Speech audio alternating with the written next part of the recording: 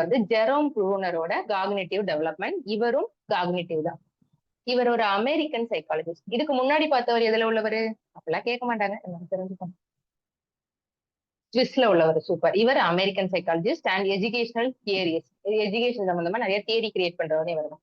இவர் எதை எம்பசைஸ்னா வலியுறுத்தினது எதுன்னு பாத்தீங்கன்னா ஆக்டிவ் லேர்னிங்.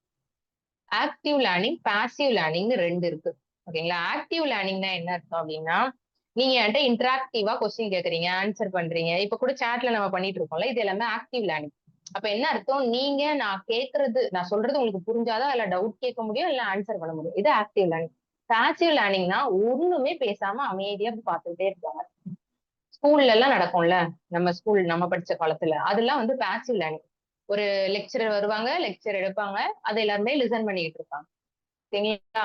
இதுல நான் ஒருவேளை உங்களை கொஸ்டின் கேட்கலாம், அதுக்கு பெரிய ஆன்சர் இல்லாம அமைதியாவே, அதுல பெருசா வந்து இன்ட்ராக்ஷன் நல்லபடியா இருக்காது. ஒரு நாலேஜ் ஷேர் பண்ற மாதிரி இல்லைன்னா அதுக்கு பேரு பாசிவ். PASSIVE. இது அதிகமா இதுல சைக்காலஜில நிறைய இடத்துல வரும். பாசிவ். ஆக்டிவ்னா என்னது? உங்களை மாதிரி இருக்கிறது. ஓகேங்களா? இதுக்கு பேரு ஆக்டிவ் லேர்னிங். சோ இதுல இந்த ப்ராசஸ் வந்து காக்னிட்டிவ் டெவலப்மெண்ட தேடி கண்டுபிடிக்கிற ஒரு ப்ராசஸ் தான் இந்த ஜெரோம் ப்ரூனரோட காக்னிட்டிவ் டெவலப்மெண்ட். இவர் என்ன ஒரு விஷயத்த பிலீவ் பண்றாரு அப்படின்னா, எந்த சப்ஜெக்ட எந்த சைல்டுக்கு எந்த ஸ்டேஜ்ல நம்ம கொடுக்குறோமோ அதை பேஸ் பண்ணி அவங்களுக்கு வந்து டெவலப்மெண்ட் இருக்கும், அப்ராப்ரியேட்டா அந்த லெவலுக்கு நடக்கும் அப்படின்னு அவர் நம்புறாரு. அப்போ உங்களுக்கு தெரிஞ்சிருக்கணும் எந்தெந்த ஸ்டேஜ்ல என்னென்ன மாதிரி இன்புட் கொடுத்தீங்கன்னா உங்க குழந்தை ஈஸியா லேர்ன் பண்ணிக்கணும். ஓகேங்களா? அதாவது ஒரு குழந்தைக்கு 0ல இருந்து 1 இயர் வரையும் இப்போ இது ஃபர்ஸ்ட்ல இதை பாருங்களேன், 0 to 1 இயர் இன்ஆக்டிவ் மோடுன்னு சொல்லுவாங்க. இதுல எல்லாமே மோட்டார் ரெஸ்பான்சஸ் தான் இருக்கும். வேர்டு புரியாது, லெட்டர்ஸ் புரியாது, எதுவுமே புரியாது. நான் இப்போ வந்து ஒரு என்னது கையில ரேட்டிலுக்கு தமிழ் என்ன யாருக்காவது ஐடியா கொடுத்து? ரேட்டில் சடனா மறந்துடுச்சுங்க. சரி, ஓகே. ரேட்டிலையும் வச்சுக்கோ. அந்த கையை வச்சு ஆட்டுவாங்கல்ல குழந்தைங்களுக்கு, அந்த ரேட்டில் தான். கிளுகிளுப்பு. தேங்க்யூ. சோ அந்த அந்த இது வந்து நீங்க ஷேக் பண்றது அப்படின்னா உங்களை லிசன் பண்ணுவாங்க. இப்ப நீங்க ஒரு ஆக்ஷன் பண்றீங்க, ஒரு கபோர்டு ஓபன் பண்றது, க்ளோஸ் பண்றது, இதெல்லாம் அவங்க பாத்துட்டு இருந்து 0 to 1 இயர்ஸ்க்குள்ள அவங்க பண்ணுவாங்க. இது முக்காவாசி எப்படி இருக்கும்னா ஹேண்ட்ஸ் ஆன் மூலமா கத்துக்கிறது. அவங்க செய்யறது மூலமா கத்துப்பாங்க. பிசிக்கலா ஒரு விஷயத்த தொடுறது, பிளாக்ஸ் மூலமா, டாய்ஸ் மூலமா, இந்த மாதிரி தான் அவங்களோடது வரும். இது என்ஆக்டிவ். ஒரு குழந்தை 0 to 1 வயசு வரையும் அவங்களுக்கு எதுதான் ஒர்க் ஆகும்? பிசிக்கல் மோட்டார் ஸ்கில் மூலமா தான் அவங்க எல்லா விஷயத்தையும் பண்ண முடியும். அப்பதான் கத்துக்க முடியும். அந்த குழந்தைகிட்ட போய் அப்பவே போய் கிளாஸ் கார்டு முறைன்னு இப்போ ஒண்ணு வந்திருக்கு. எல்லாமே காமிப்பாங்க. ABCDன்னு வரிசை வரிசையா காமிச்சுட்டு இது என்ன அது என்ன. நானும் நீங்க அதாவது இந்த குழந்தை பிறந்த பருவத்திலயோ அது மாதிரி பார்த்துட்டு இருக்க பருவத்திலயோ இருந்தீங்கன்னா, நான் ரீசெண்டா ஒரு நியூஸ் இதை நான் முன்னாடியே நானுமே கேள்விப்பட்டிருக்கேன். ஒரு குழந்தைக்கு சின்ன வயசுலயே இந்த மாதிரி விஷயங்களை நீங்க சொல்லிக்கிட்டே இருந்தா பின்னாடி வந்து நல்லா இருக்கும் அப்படின்னு நிறைய யூடியூபர் சொன்னதை நானும் கேள்விப்பட்டிருக்கேன். ஆனா எந்த ப்ரூஃப்மே அந்த டைம்ல இல்ல. இப்போ வந்து என்ன ப்ரூஃப் வந்திருக்காம், இந்த மாதிரி சொல்லிட்டு பின்னாடி காலத்துல அந்த பிள்ளைங்கிட்ட நிறைய படிப்புல கம்மியா இருக்காங்கிற மாதிரி ஒரு ரிசர்ச் வந்து. ஏன்னா நீங்க ஓவரா அப்புறம் உங்களுக்கு புஷ் பண்ணி பண்ணி ஒரு ஏஜுக்கு மேல அவங்களுக்கு படிக்கிறது இன்ட்ரெஸ்ட் இல்லாம போயிருதான். ஓகேங்களா? அந்தந்த ஸ்டேஜ்ல தான் அது வளரும். அப்படி விடுற பிள்ளைங்க நல்லாதான் இருக்காங்க. இப்படி ஒண்ணும் பண்றதால அவங்க ரொம்ப பிரில்லியண்டாவும் வரல. சில பிள்ளைங்களுக்கு அதுல உள்ள இன்ட்ரெஸ்ட் குறையுது. அது பாதிக்குதுன்னா இந்த மாதிரி பாதிப்பை உண்டாக்குது அப்படிங்கிற மாதிரி சொல்லியிருக்காங்க. அதனால ரொம்ப குழந்தைங்கள படின்னு டார்ச்சர் பண்ணாங்க.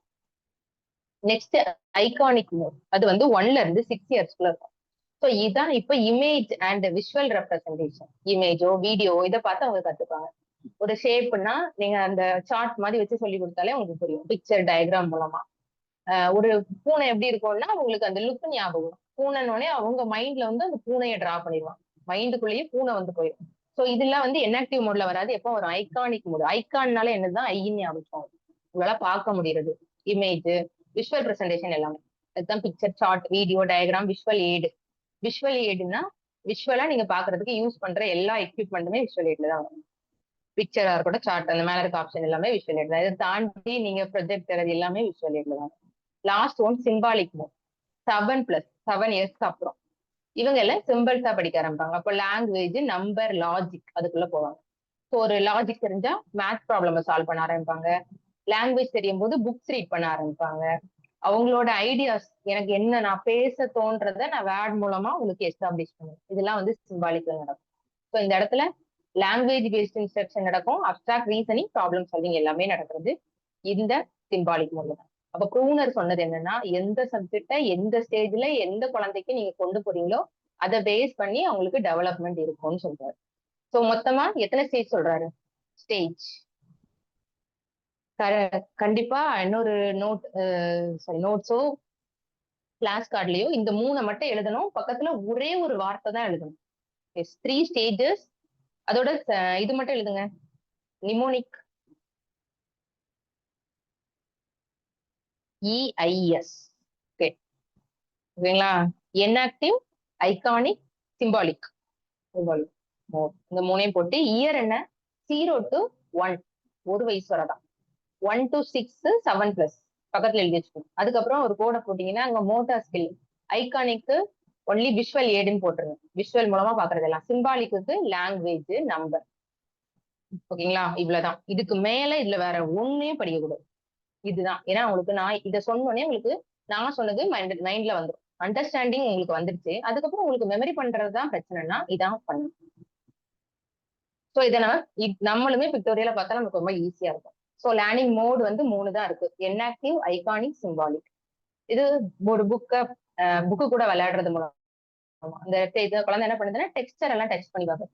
அது மூலமா அது வந்து தெரிஞ்சுக்க ஆரம்பிக்கும். ஐகானிக் வந்து புக்ல இருக்கிற இதை பார்த்து, இது டாக், இது கேட். இப்ப இந்த கிளாஸ் புக்லாம் இருக்கு, கிளாஸ் கார்டுலாம் இருக்குல்ல, அதெல்லாம் ஐகானிக் மோட்ல. ஐகானிக் மோடுக்கு ஏஜ் என்ன? சூப்பர். அஸ்வதா அவர்கள் போட்டாங்க. எல்லாத்துக்கும் போட்டாங்க. EIS 0 to 1, 1 to 6. சிம்பாலிக்ல சிம்பிள்ஸ் மூலமா. இது கிட்டத்தட்ட அடுத்த ஸ்டேஜ். உங்களுக்கு வேர்ட் எல்லாமே தெரிஞ்சுட்டு அப்ப என்ன பண்ணுவீங்க? அடுத்தது அந்த விஷயத்துக்கு ரொம்ப இன்வால்வ் ஆகி ரிசர்ச் லெவலுக்கு போறது. ஓகேங்களா? அது ஹை லெவல் ரிசர்ச்சும் எடுத்துக்கலாம். 7+க்கு அப்புறம் ஓரளவுக்கு ஒவ்வொன்னையுமே கேட்க ஆரம்பிப்பாங்க. பாத்திருக்கீங்களா? ஏன் அது அப்படி இருக்கு, இது அப்படி இருக்குன்னு யோசிக்க ஆரம்பிப்பாங்க. நிறைய கேள்வி கேட்க ஆரம்பிப்பாங்க. அதெல்லாம் வந்து இந்த சிம்பாலிக் அங்கேயே அந்த அப்ஸ்ட்ராக்ட் சிம்பிள்ஸ் வந்து இது வந்து கேரளா செட்ல கேட்ட question. Choose the right order of 3 modes of representation proposed by Jerome Bruner. அதான் நிமோனிக் நான் கேட்கிறேன்னா உடனே எழுதி வச்சிருங்க. ஆர்டர் எங்கெல்லாம் கேட்கறாங்களோ அங்கெல்லாம் நான் நிமோனிக்ங்கிறத கேட்கிறேன்.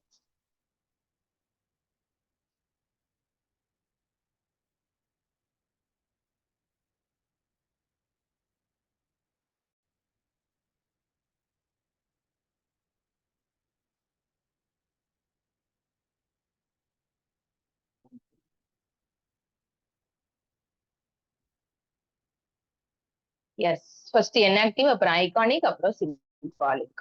ஓகேங்களா? 0 to 1, 1 to 6, 7+. அண்ட் ஜெரோம் ப்ரூனரோட இன்னும் 2 முக்கியமான மெத்தடாலஜி பாத்தீங்கன்னா இந்த ஸ்பைரல் கரிக்குலம் அப்படிங்கறத இன்ட்ரோடியூஸ் பண்ணவர் இவர் தான். சோ இவர் குழந்தைங்களுக்கு என்ன ஸ்டேஜ்ல படிக்கணும்னு சொல்லிட்டாரு. லெவல் ஆஃப் அந்த டீச்சிங் மோட சொல்லிட்டாரு. எந்த மோட்ல வந்து சொல்லி கொடுத்தா அவங்க வந்து லேர்னிங் என்ன சொல்லுவாங்க, லேர்னிங் மோட்ஸ் அப்படின்னு கேட்டா நீங்க இவரை சொல்லிடலாம். அதை தவிர்த்து பாத்தீங்கன்னா ஸ்பைரல் கரிக்குலம் அடிப்படையில நீங்க குழந்தைங்களுக்கு டீச்சிங் கொண்டு போனீங்கன்னா ஈஸியா கத்துப்பாங்கன்னு சொன்னதும் நம்ம ப்ரூனர் தான். அது எப்படின்னா any subject can be taught at any stage if structured and simplified appropriately and revisited in more complex form as the learner matures. So இதுல எந்த சப்ஜெக்டையும் எந்த வயசுலயும் ஒரு குழந்தைக்கு சொல்லி கொடுக்கலாம்ன்ற அறிவு இல்லைங்களா? எந்த சப்ஜெக்டையும் எந்த வயசுலனாலும் ஒரு குழந்தைக்கு சொல்லி கொடுக்கலாம். பட் அந்த குழந்தைக்கு தெரிஞ்ச ஒரு வழியில இப்ப இது வந்து யூனிவர்ஸா எப்படி கொண்டு போலாம்னு நினைச்சாருன்னா இவரு முதல்ல நீங்க 6th எல்லாம் ஒரு கான்செப்ட் வந்து ரொம்ப சிம்பிளா தான் படிப்பீங்க. இப்போ எக்ஸாம்பிள் நீங்க 6th படிச்சது அதுக்கு முன்னாடி எல்லாம் என்ன படிச்சிருப்போம்? முதல்ல ஷேப்ஸ் பத்தி படிச்சிருப்போம். அதுக்கப்புறம் ஷேப்ஸோட ஃபார்முலா படிச்சிருப்போம். அதுக்கு அடுத்தது அந்த ஃபார்முலாவை அப்ளை பண்ற மாதிரி படிச்சிருப்போம். அதுக்கப்புறம் அதை டைரக்டா கேட்காம இன்டைரக்ட் கொஸ்டின் லெவலுக்கு ஒரு இவ்வளவு பெரிய நிலப்பரப்பு இருக்க ஏரியால இந்த அளவு ஏரியாவை மட்டும் கட் பண்ணி எடுத்துட்டா ரிமைனிங் எவ்வளவு ஏரியாஸ் வந்து அதை யூஸ் பண்ண முடியும், இந்த மாதிரி கேட்பாங்க. சோ இது வந்து அடுத்தது. அதாவது காம்ப்ளெக்சிட்டியை இன்க்ரீஸ் பண்ணிட்டே போவாங்க ஸ்டேஜ் பை ஸ்டேஜ். இப்ப நம்ம ஊரை பொறுத்தவரை இந்த ஸ்டேஜ் பை ஸ்டேஜ்ங்கிறது ஃபர்ஸ்ட் ஸ்டாண்டர்ட்க்கு அப்புறம் புக் வந்து ஹையரா காம்ப்ளெக்ஸா இருக்குமா, ஈஸியா இருக்குமா? ஃபர்ஸ்ட் ஸ்டாண்டர்ட் புக் கம்பேர் பண்ணும்போது 5th ஸ்டாண்டர்ட் புக் வந்து காம்ப்ளெக்ஸா இருக்குமா, காம்ப்ளெக்ஸ் லெஸ்ஸா இருக்குமா, சிம்பிளா இருக்குமா?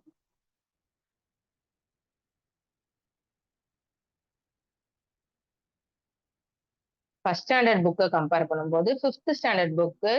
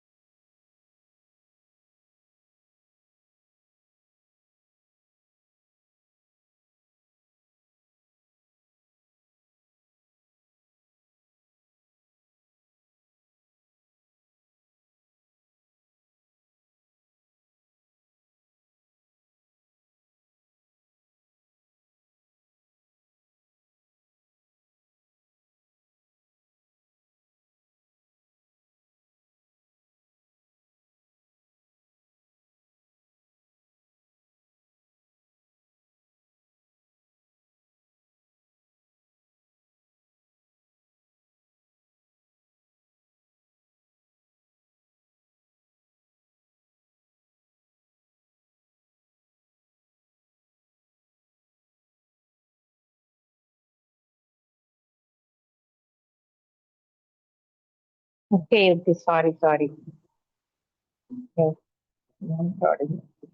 ஆமா, எனக்கு என்னாச்சுன்னு தெரியல, லைட்டா இங்க கொஞ்சம் மழை வர்ற மாதிரி இருக்கு, அதனால தாக்கமா இருக்க ஆரம்பிச்சிடல. எஸ், ஸ்பைரல் கரிக்குலம் அப்படிங்கறத நம்ம பார்த்துட்டு இருந்தோம். ஸோ ஸ்பைரல் கரிக்குலம் அப்படிங்கிறது என்னன்னா, ஸோ ஃபர்ஸ்ட் வந்து ஒரு கண்டென்ட் நம்ம ஃபர்ஸ்ட் ஸ்டாண்டர்ட்ல படிக்கிற மாதிரி, ஓகேங்களா. அதுக்கப்புறம் அதுக்குள்ள டெப்தா இன்னும் அதிகமான காம்ப்ளெக்ஸ் லெவல் ஆஃப் இதை பண்றது. அதாவது ஃபர்ஸ்ட் நியூ கண்டென்ட், அப்புறம் ரிவிஷன், அப்புறம் அந்த மாஸ்டரி, இந்த லெவல்ல அவங்க போறாங்க. ஸோ ஃபர்ஸ்ட் வந்து ரொம்ப சிம்பிள் ஃபார்ம்ல இருந்து அப்புறம் காம்ப்ளெக்சிட்டியை இன்க்ரீஸ் பண்றதுதான் இவங்க என்னன்னு சொல்றாங்கன்னா ஸ்பைரலிங் சொல்றாங்க. So child learn the concept of gravity in a basic way in early grades, then revisit with mathematical formula. First நீங்க ஸ்கூல் லெவல்ல படிக்கும்போது, ஓகே சுகந்தி மேம் சொல்லிருக்காங்க, ஜெரோம் ப்ரூனரோட டெக்னிக்கை தான் சிபிஎஸ்சில ஃபாலோ பண்றாங்க. ஸோ ஃபர்ஸ்ட் இனிஷியல் கிரேட்ல ஒன்லி கிராவிட்டினா என்னன்னு சயின்ஸ்ல படிச்சிருக்கீங்க. மேக்ஸ் ஃபார்முலாவெல்லாம் எப்போ அப்ளை பண்ணி இருப்பாங்க, இன்னும் ஹையர் கிளாஸஸ்ல பிசிக்ஸ்க்குள்ள போகும்போது நீங்க பாத்தீங்கன்னா எல்லாமே அந்த மாதிரி கிராவிட்டிக்குரிய ஃபார்முலா லெவல்ல யோசிக்க இருப்பாங்க. ஸோ இப்படி ஒரு குழந்தைங்களுக்கு காக்னிட்டிவ் டெவலப்மெண்ட் இம்ப்ரூவ் பண்ணணும்னு சொல்லியிருக்காரு. அதுக்கு யூஸ் பண்ற டெக்னிக் தான் எனக்கு இந்த ஸ்பைரல் கரிக்குலம். அதுக்கப்புறம் இன்னொரு விஷயம் என்னன்னா டிஸ்கவரி லேர்னிங்கிற ஒரு விஷயத்த சொன்னவர் இவர் தான்.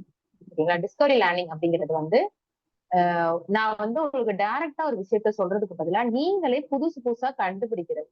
அது ஒன்லி இந்த ஒரு ஒரு புது விஷயம் மீன்ஸ் அது நாலேஜ் லெவலாவும் இருக்கலாம், மெக்கானிக்ஸ் ஒரு மெக்கானிக்கலா ஒண்ணு கண்டுபிடிக்கலாம், அதுவுமே ஒரு புதுசா ஏதோ ஒண்ணு புதுசா நீங்களா கண்டுபிடிக்கிறது. அந்த இன்ஃபர்மேஷனை நீங்களே தேடி தேடி போய் கண்டுபிடிக்கிறதுக்கு பேர் தான் வந்து டிஸ்கவரி லேர்னிங். டிஸ்கவரினாலே என்னது, புதுசு புதுசா புதுசு புதுசா இருக்கிறதா வந்து டிஸ்கவரி பண்ணுவோம்ல, புதுசா கண்டுபிடிக்கிறதா நம்ம டிஸ்கவரினே சொல்லுவோம்.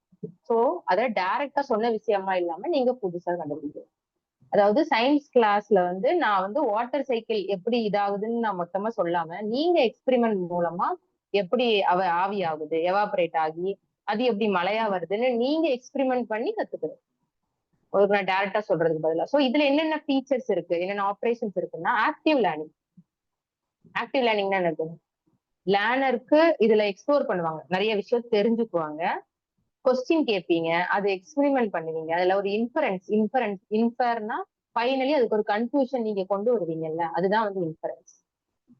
ஓகேங்களா. இதை வந்து நீங்க எப்படி சொல்லலாம், ஃபைனலா ஒரு இன்ஃபரன்ஸ்னா ஓகே இப்போ நீங்க வந்து கரண்டா நடந்துட்டு இருக்க ஒரு விஷயங்கள் எல்லாம் பார்த்து ஒரு இன்ஃபரன்ஸ்க்கு வந்துருவீங்க, நம்ம நாடே இப்படிதான் போகுதுன்னு சொல்லி ஒரு கன்க்ளூஷனுக்கு வருவீங்கல்ல, இதுதான் இன்ஃபரன்ஸ். இதுக்கெல்லாம் உங்களுக்கு அந்த ஆக்டிவ் திங்கிங் இருந்தா மட்டும்தான் உங்களுக்கு அதெல்லாம் வரும், மற்றபடி உங்களால சொல்ல முடியாது. பல அனலைசிஸ் பேஸ் பண்ணி ஒண்ணு சொல்லுவீங்க, இதுதான் இன்ஃபரன்ஸ்.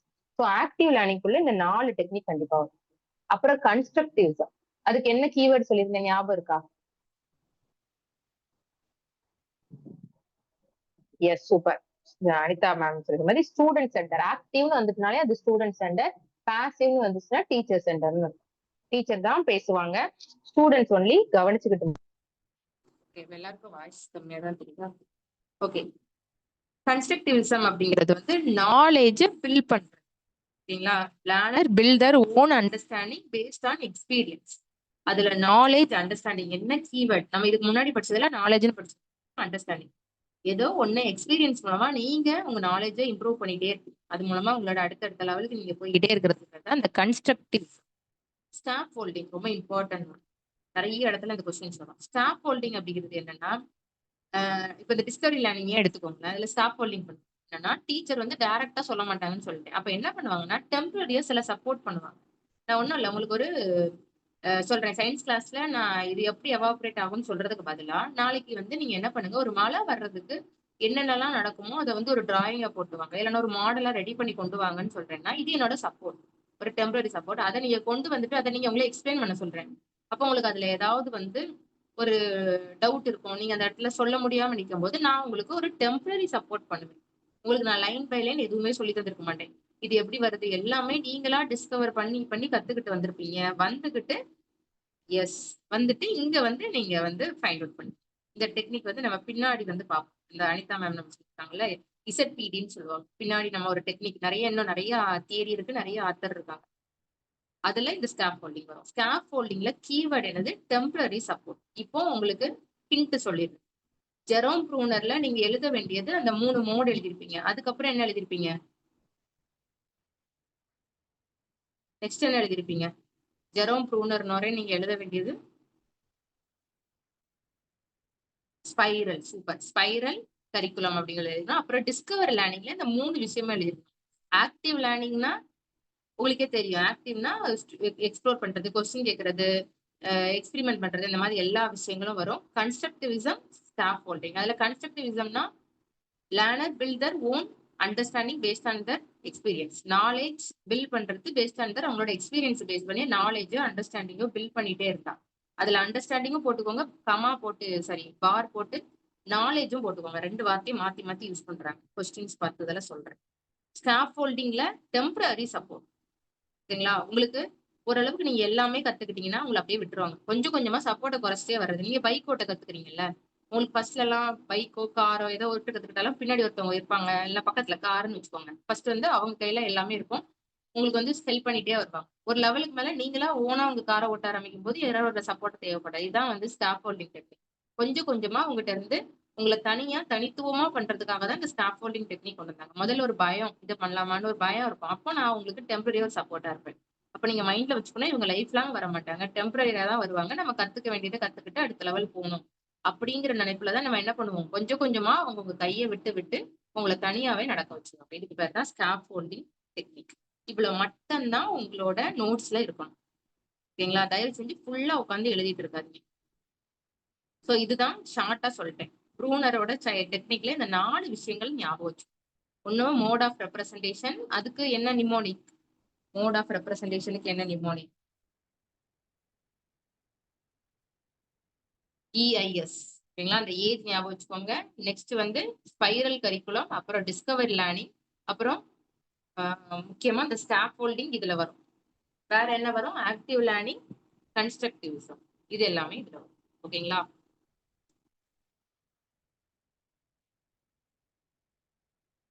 இது சைல்ட்ஹுட் சைக்கிள் லேர்னிங்.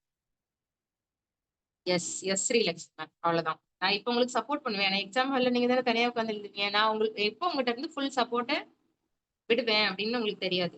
எக்ஸாம் எழுதும்போது விட்டுருவேன். ஆனா கொஞ்சம் அதுவரையும் உங்களுக்கு நான் ஒரு குட்டி சப்போர்ட் கொடுத்துக்கிட்டே இருக்கிற மாதிரி. ஓகே. இது வந்து நெட் எக்ஸாம்ல நெறைய டைம் இந்த மாதிரி கொஸ்டின் கேட்டிருந்தாங்க. சோ அது அந்த அடிப்படையில பார்க்கலாம். The teacher which involves the teacher posing questions to student as they attempt a task is known as. So teacher வந்து உங்ககிட்ட ஒரு கொஸ்டின் கேட்கறாங்க. அந்த டாஸ்க்க நீங்களே பண்ணலாம். Posting question to students as they attempt a task அப்படிங்கிறது. சோ இது முதல்ல அந்த ஸ்டாஃப் ஹோல்டிங்கோட முதல் ஸ்டெப்ஸ் இதான். முதல்ல கொஸ்டின் கேட்டு உங்களுக்கு தானா ஆன்சர் பண்ண தெரியுதான்னு பாக்குறது. அதுக்கப்புறம் எக்ஸ்பெரிமெண்ட் பண்ண வச்சு உங்களுக்கு கொஞ்சம் கொஞ்சமா பண்ண தெரியுறது. இந்த மாதிரி தான் பார்ப்போம். Bruner emphasise that learning is best when. எப்போ வந்து இந்த லேர்னிங் வந்து ரொம்ப பெஸ்டா இருக்கும்னு சொல்றாரு. இந்த 4யும் பார்த்து கரெக்டா சொல்றேன். அத ஃபர்ஸ்ட் என்ன சொல்றாங்கன்னா, சிம்பாலிக் ஃபார்ம்ல. சிம்பால்ஸ்னா என்னது? லெட்டர்ஸோ, நம்பர்ஸோ அந்த மாதிரி நீங்க பிரசன்ட் பண்றது தான் பெஸ்ட் வேன்னு சொல்றதா? இல்லன்னா மெமரி பண்றது, அதாவது ஒரு விஷயத்த திரும்ப திரும்ப சொல்றது மூலமா மெமரி பண்றத பெஸ்ட் வேன்னு சொல்லியிருக்காரா? இல்லன்னா நீங்க இன்ஸ்ட்ரக்ஷன், அதாவது ஸ்கூல்ல நீங்க யூஸ் பண்ற அந்த மெத்தட் வந்து ஸ்பைரல் மெத்தடா இருக்கணும். உங்களோட ப்ரீவியஸ் நாலேஜ பேஸ் பண்ணி அடுத்ததுல அந்த காம்ப்ளெக்சிட்டியை இன்க்ரீஸ் பண்ணிட்டே இருக்கணும்னு சொல்றாரு. 4th one teacher control all classroom activities ஸ்ட்ரிக்டா ஃபாலோ பண்ணணும். ஸ்ட்ரிக்டா இருக்கணும். எஸ். ஆப்ஷன் சி தான். சோ ஸ்பைரலா இருக்கணும். அப்ப என்ன அர்த்தம்? அதுக்கப்புறம் முதல்ல சிம்பிள்ஸ் இதுல இருந்து காம்ப்ளெக்ஸா போகணும். சிம்பிள்ங்கிறது உங்களுக்கு ஆல்ரெடி தெரிஞ்ச ஒரு நாலேஜ். கிராவிட்டினா என்ன? அதுக்கப்புறம் உங்கள என்ன பண்ணும்? அதுக்கப்புறம் கிராவிட்டி ஃபார்முலா வரையும் கொண்டு போணும். என்னன்னு முதல்ல தெரிஞ்சாதான் ஹவ், வென், வேற என்ன இருக்கு? ஒய் இந்த கான்செப்டுக்குலாம் போகவே முடியும். ஓகேங்களா? வாட் தான் இருக்கிறதுலே சிம்பிள். வாட் இஸ் திஸ் அப்படின்னு ஒரு டெஃபினிஷன் கேக்குறீங்கன்னா, அதெல்லாம் குட்டி வயசுல எல்லாம் எல்லாமே வாட் இஸ் தான் இருக்கும். அதுக்கப்புறம் உங்களோட பிரில்லியன்ஸ் எங்க தெரியும்னா, ஒய்ன்னு கொஸ்டின் கேட்க ஆரம்பிக்கும் போது, ஹவ்ன்னு கொஸ்டின் கேட்க ஆரம்பிக்கும் போது உங்க பிரில்லியன்ஸியே தெரிய ஆரம்பிக்கும். ஓகேங்களா? ஸ்டாஃப் ஹோல்டிங்னா என்னன்னு நினைக்கிறீங்க? ஆப்ஷன்ஸ் பொறுத்து சொல்லுங்க. ஃபர்ஸ்ட் ஒரு ஹிண்டோ, ஒரு க்ளூவோ கொடுத்து அந்த ப்ராப்ளம சால்வ் பண்ணுன்னு சொல்றது ஸ்டாஃப் ஹோல்டிங்கா? Second one B, allowing the student, அத அவங்களே அந்த ப்ராப்ளத்த அவங்களே ஓனா பண்ணிக்கிட்டோங்கிறது ஸ்டாஃப் ஹோல்டிங்கா? Providing that student with all the answer and solution, நானே எல்லா சொல்யூஷன் அந்த கொஸ்டினுக்குரிய எல்லா ஆன்சரையும் உங்க கையிலேயே கொடுத்துட்டேன்னா அதுக்கு பேர் ஸ்டாஃப் ஹோல்டிங்கா? அந்த ஸ்டூடெண்டோட திங்கிங்க டெவலப் பண்ற மாதிரி நான் கொஸ்டின்ஸ் கேட்டு கேட்டு அவங்கள கொண்டு போறதுக்கு பேர் ஸ்டாஃப் ஹோல்டிங்.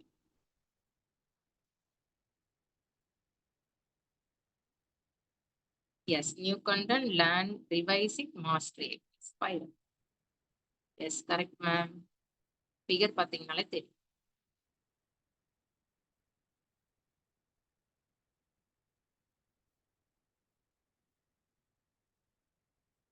எஸ். 7 அதாவது ஆப்ஷன் 2 தான். So first